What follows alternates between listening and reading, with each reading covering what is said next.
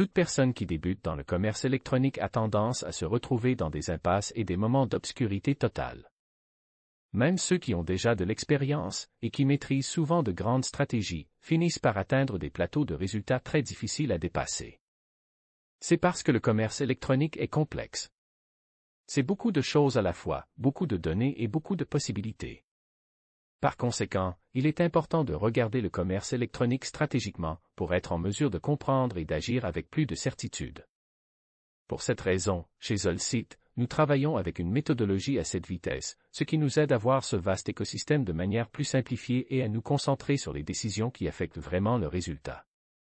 Alors je vais partager ces 7 aspects dans cette vidéo, donc ne quittez pas avant de les avoir saisis.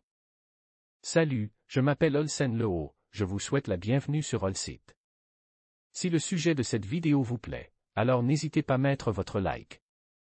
1. Gestion du trafic. La gestion du trafic n'est rien de plus que la gestion des canaux par lesquels nous amenons les gens sur le site. Cela inclut à la fois les médias organiques et payants. Une bonne gestion du trafic assurera un flux continu de personnes réellement intéressées par les produits de la boutique à un coût raisonnable pour l'entreprise. C'est un équipement qui demande un dévouement constant, car c'est l'un des coûts d'exploitation les plus élevés de l'entreprise. S'appuyer sur de bons partenaires et suivre ce processus au quotidien est crucial pour rentabiliser l'investissement. 2. Technologie. J'aime penser que la technologie est faite pour être oubliée. Non pas que vous ne devriez pas y penser, mais lorsque tout fonctionne correctement, cet équipement semble disparaître dans le processus, créant de l'agilité, réduisant les coûts et améliorant votre expérience client. Dans le commerce électronique, la technologie est à la base de presque tout ce que nous faisons. C'est la plateforme e-commerce, c'est le système ERP, planification des ressources de l'entreprise, c'est le service client, l'intelligence artificielle, l'intelligence, c'est l'intégration entre différents logiciels, c'est l'huile qui maintient le bon fonctionnement des processus. Choisir les bons outils pour votre opération dépend d'être toujours à jour et de tester constamment de nouvelles solutions qui apparaissent sur le marché presque quotidiennement. 3. Expérience consommateur.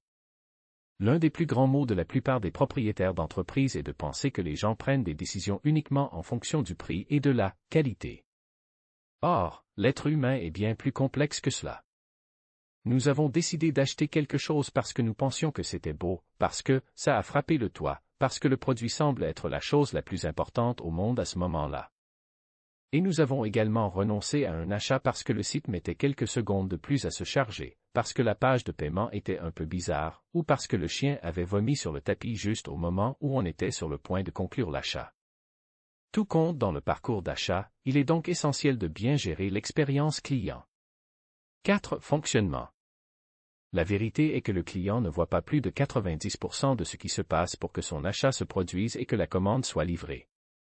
Mais tous les processus qui se déroulent dans les coulisses d'une boutique en ligne reflètent la qualité du service client. De mauvais processus peuvent retarder la livraison, générer des erreurs, provoquer des inefficacités et augmenter les coûts d'exploitation.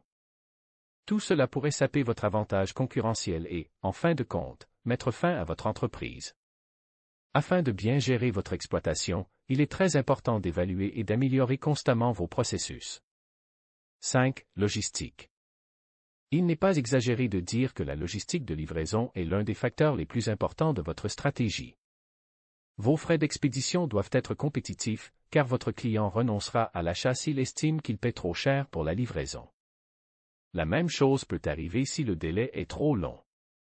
Avec une bonne stratégie de stock, vous pouvez réduire les coûts, sinon, vous pouvez manquer de produits à vendre ou rendre le travail des transporteurs plus difficile. Examinez attentivement votre logistique et récoltez plus de ventes. 6. Intelligence.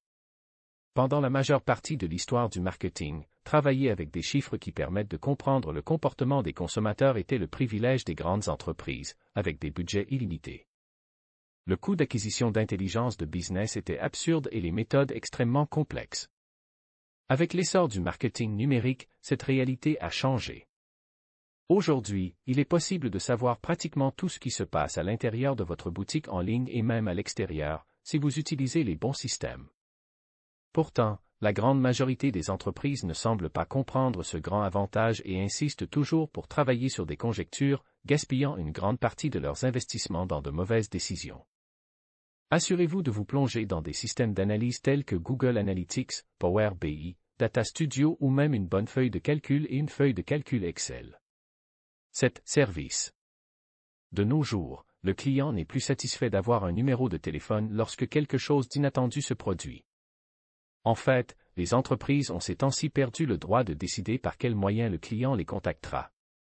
Cela peut être via WhatsApp, via vos réseaux sociaux ou par appel direct, etc. Il est de votre responsabilité de les surveiller et de les soutenir car, en plus de cela, la voix de votre client peut gagner beaucoup de force et une plainte cohérente peut grandement contribuer à menacer votre réputation. Utilisez des systèmes d'accompagnement qui intègrent les moyens d'assistance et, plus que cela, créez un processus d'anticipation des réclamations. C'est-à-dire que si vous êtes en mesure de prévoir un problème inévitable, tel qu'un retard de livraison, par exemple, le client aura une manière d'entrer en contact avec vous pour en discuter, ainsi vous éviterez des problèmes. Les 7 vitesses du commerce électronique sont un excellent moyen pour vous de vous concentrer sur ce qui compte vraiment. Par conséquent, il est crucial de créer des façons de gérer et de mesurer vos performances dans chacun de ces domaines.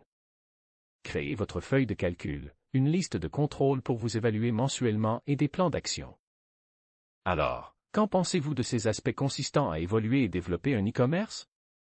Laissez un commentaire.